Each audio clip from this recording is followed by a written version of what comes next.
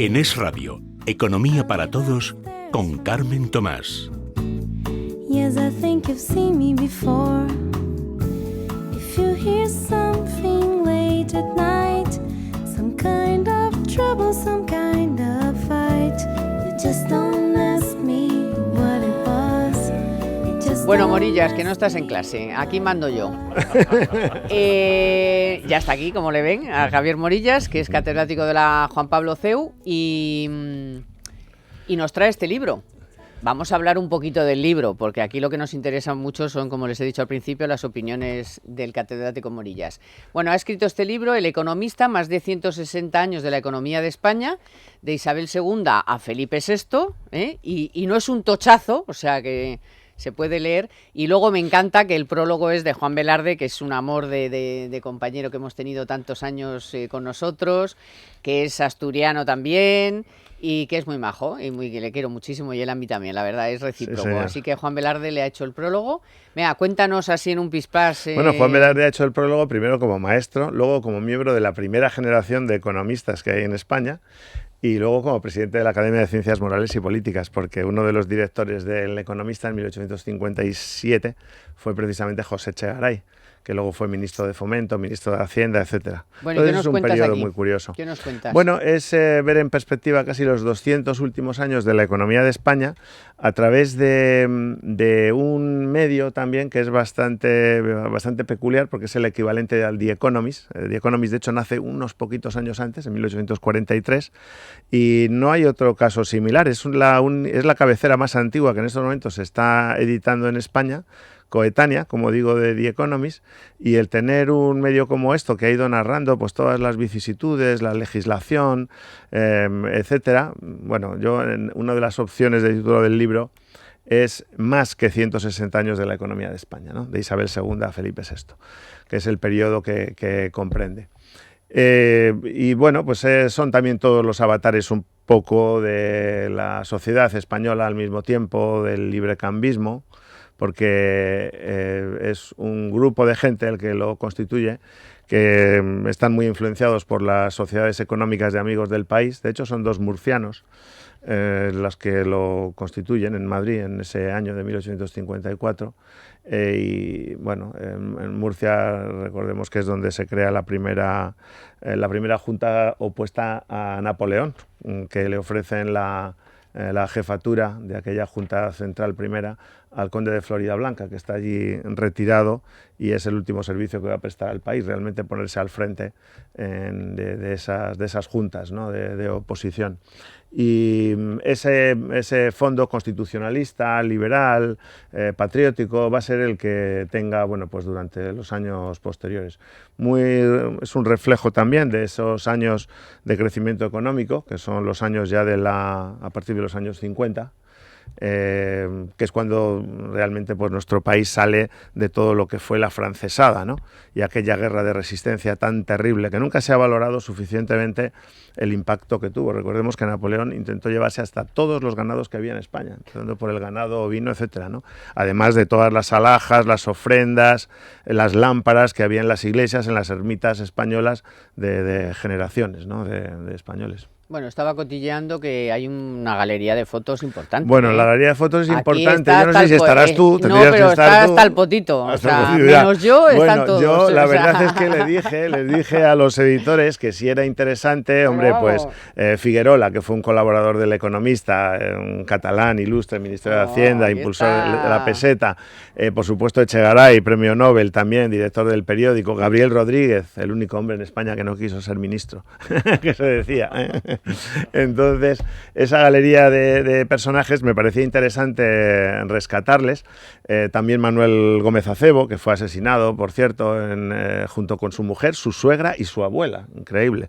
Los niños se salvaron porque se los había llevado la otra abuela a San Sebastián. Y nunca se había, incluso la familia al principio era un poco reticente. Yo le dije, pero mira, si no ponéis vosotros una foto de tu abuelo o bisabuelo, Alfonso de Salas nos va a llenar de fotos de ellos y de sus eventos, y ahí están, ¿no? Deusto, del Grupo Planeta, Sí. para muy fan, hay que ser muy fan, pero es un regalo para estas Navidades. Fácil lectura, no me parece que Sí, sea tan de pero fan, no tan de bueno, culto, ¿no? un Yo poquito creo que fan. Es muy de historia. Sí, Un poquito fan de la economía, un poquito fan de Morillas.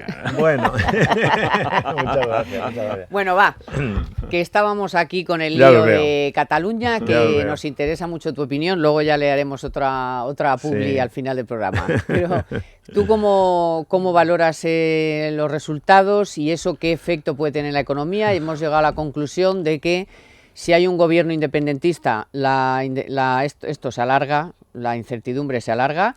Y si no lo hay, pues porque no lo hay que repetir elecciones, por lo que sea, porque los que están en la cárcel no puedan votar, porque, en fin, por las circunstancias que sea. El caso es que esto acaba de empezar o sigue. Claro.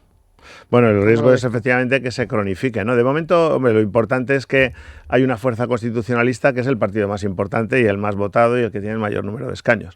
Ahora vamos a ver que efectivamente se presentará la investidura, supongo, no sacará ningún resultado y entonces le tocará a la fuerza que consiga una alianza, que será con ERC, proponerse. Él supongo que tomará posesión de su acta mediante notario, etcétera. Lo Sí, que al no acta va a no poder, tienen que venir físicamente. lo que no va a poder es obviamente tomar cargo de presidente de la Generalitat, porque tiene que estar presente, con lo cual tiene que nombrar otra persona. Y además precisamente el Estatuto de Autonomía contempla una posibilidad de ese tipo, con lo cual la posición de presidente puede ser el conseller en cap, puede ser un consejero designado, de modo que tendrán que sacar nueva gente, que al final es lo que se pretendía, yo creo, con el 155. Barajar, dar nuevas cartas, los que están encausados, esos tienen que penar, tienen que pagar sus fianzas, tienen que pasar un tiempo en la cárcel, estar inhabilitados, como Otegi, contaminar, y cuanto más tiempo... Bueno, lo que digan los jueces, yo creo que ahí lo que digan los jueces, ¿no? Pero va a ser muy, muy sano, ¿no? Con lo cual, también los enfrentamientos que se han creado entre ellos, vamos a ver hasta qué grado son profundos y las contradicciones también que se han generado. Yo tengo que decir que estuve ayer en Barcelona, porque tengo allí familia, mi familia es de Gerona, familia materna de mis abuelos, del Pirineo, y me parecía, bueno, una ocasión primero para estar por allí, en fin, y era también curioso, ¿no? Vine el último vez por la noche.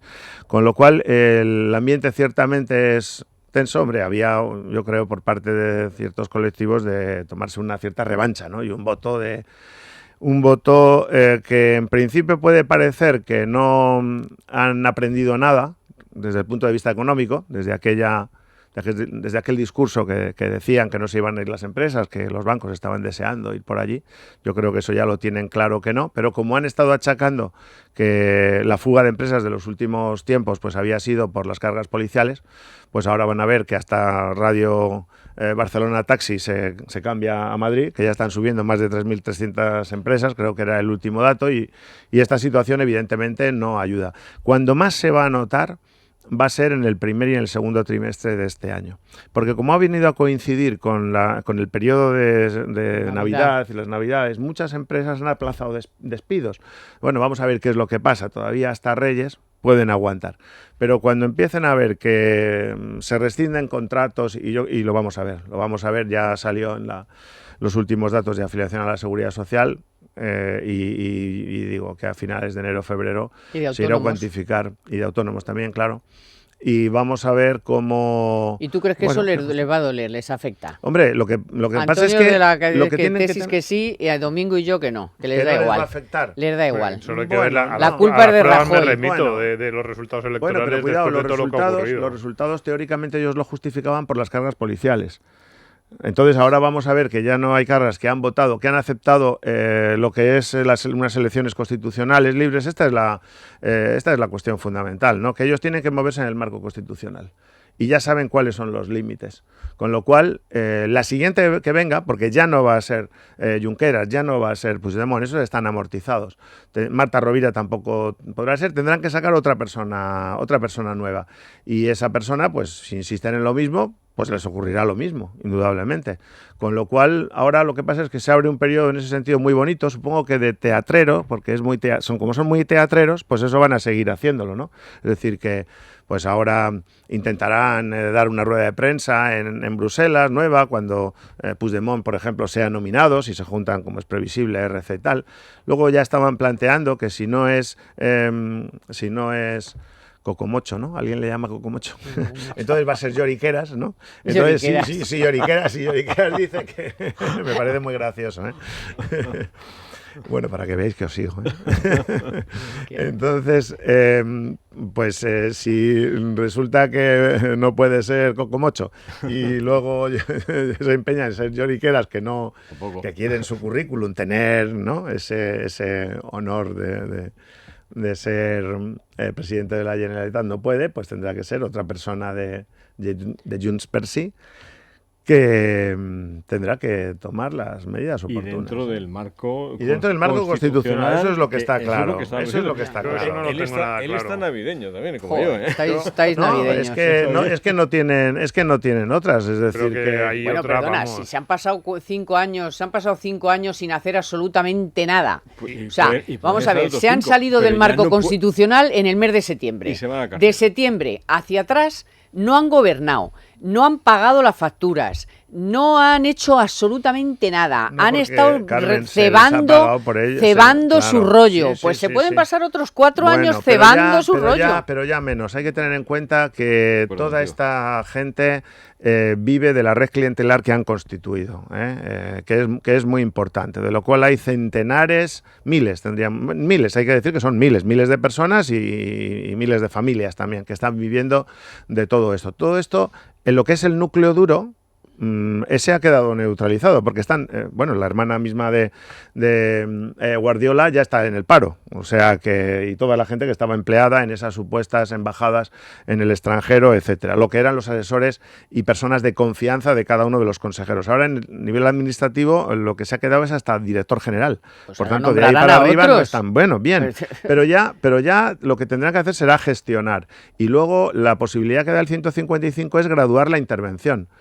Quizá el gran error haya sido, pero bueno, eso ha sido el Partido Socialista, ¿no? Que una de las condiciones que había puesto es dejar... Hay que ser no muy sé, light. Claro, que sí, que había que dejar los medios de comunicación públicos como estaban. Yo no sé qué intereses pueda tener, ni a qué personas en ese Consejo de Medios, que por cierto son de las personas en la administración pública que más dinero ganan. O sea, es que han estado jugando a la independencia con dinero del contribuyente. Esto nunca había ocurrido en lugar de España ni del mundo, con los sueldos más altos. 135.000 euros, que es lo que tiene de sueldo el presidente de la Generalitat. Los consejeros también, más que el presidente del gobierno, por supuesto, más que en cualquier consejería. Y luego también el más alto es el presidente del Consejo de Medios de la Generalitat, que me parece que llega a los 138.000. Entonces, claro, así cualquiera puede hacer la revolución pendiente, ¿no? Que vengan meses, vengan ollas. Vamos a hacer una breve pausa para una publi y volvemos y hablamos del salario mínimo, de los salarios y de la productividad, que es de lo que casi nadie habla.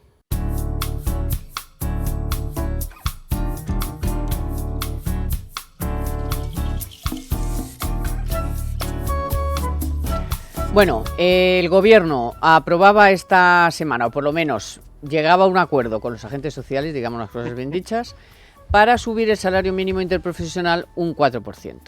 Hay que recordar que el año pasado subió un 8%. ¿Cuál es la tesis? La tesis es la tesis de esta casa, de los liberales, del conceptual y tal, ¿no? Subes el salario mínimo y incrementas las barreras para la entrada al mercado laboral y además pues perjudicas al empleo, ¿no? Esta es un poco la tesis. Entonces, ¿qué te dicen algunos que no comparten ahora ya tanto esta tesis? Pues que, oye, si el año pasado subió un 8% y se han creado más de 600.000 puestos de trabajo, pues como que tampoco fastidió tanto. Que al final no afecta a tanta gente.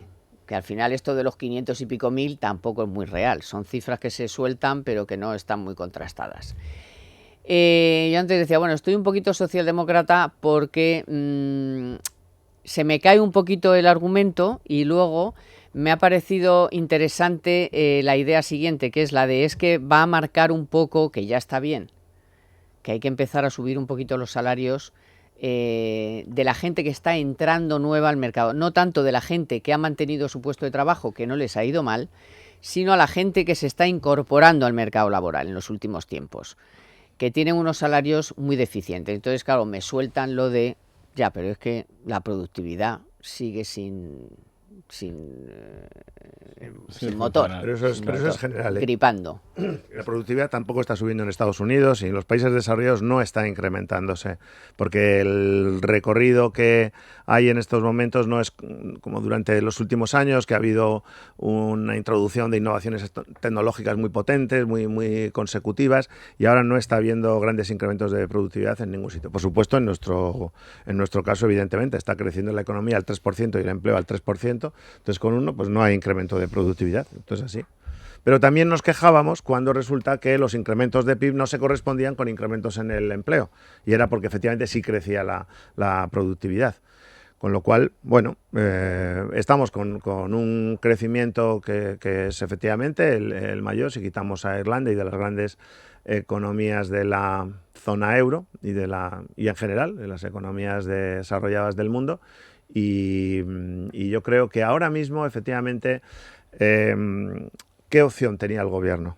A ver, lo tenemos que ver desde este punto de vista, porque se forma una coalición en el Congreso y y pueden aprobar también esa subida del salario mínimo. Y o sea más. que, por eso te digo, con lo cual yo creo que ha sido un adelanto del Ministerio y del propio gobierno.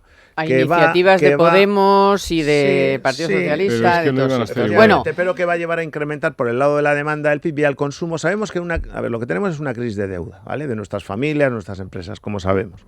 ¿Eso cómo se soluciona? Se soluciona con ahorro. Ahora, a todo gobierno le interesa, bueno, vamos a crecer por el lado del consumo. Bueno, no es racionalmente muy ortodoxo, ni en una época de crisis de deuda, porque lo que tienes que priorizar es desapalancarte, pagar tu deuda, que es lo que están haciendo las familias y las empresas. Por otra bueno, parte, lo ¿no? que es súper Pero ortodoxo, lo siento, porque es que hoy hay fútbol. Es Claro, que ahora en claro, cuanto cortemos, ya te veo. Madrid-Barça, que no es de mis preferidos, pero es lo que hay. ¿Cuál, el Madrid o el Barça? Ninguno. Ninguno de los dos. Y os tengo que contar que, porque seguro que no lo sabéis, ¿sabéis quién inventó el primer equipo split doméstico de aire acondicionado? ¿Y el mando a distancia electrónico? Ni idea. ¿O los sistemas inverter en climatización? Pues yo se lo voy a contar. Toshiba. Toshiba lidera la innovación en calefacción en aire acondicionado, con sistemas bomba de calor inverter eficientes, fiables, duraderos y estéticos. Además, protegen su bolsillo con el menor consumo energético y el medio ambiente. ¿Por qué? Porque no emite emisiones nocivas, y el confort de su hogar con la regulación electrónica de la temperatura. Así que ya lo saben, escriba "quiero un Toshiba" en su navegador y le van a enviar un profesional para darle la mejor solución de calefacción y aire acondicionado para su vivienda o negocio. Y aquí se ha terminado la historia. Pero tú sabes por qué esto, Nos porque los quedamos. japoneses son muy sensibles al ruido y por eso han generado esta tecnología tan Pues buena de nada. aire acondicionado. Nos Toshiba, bomba de Tiene una calor. justificación, Con el Os SMI, quedáis que Una al justificación económica. fútbol. Y como estoy navideña, que gane el mejor. A ver, ¿eh? y un regalo Solo, de que Navidad. gane el No, que mejor. gane el Madrid, que eso es bueno. Naya para Leti Pertusa en la también. producción, Víctor San Román en las mandos, y para las navidades, el economista, más de 160 años de economía de España, Javier Morillas. De Isabel Grupo II Planeta. a Felipe VI. De Isabel II a Felipe VI. Ahí. Venga, pasen muy feliz Nochebuena y nos vemos la semana que viene, que aquí no descansamos. Economía para todos con Carmen Tomás.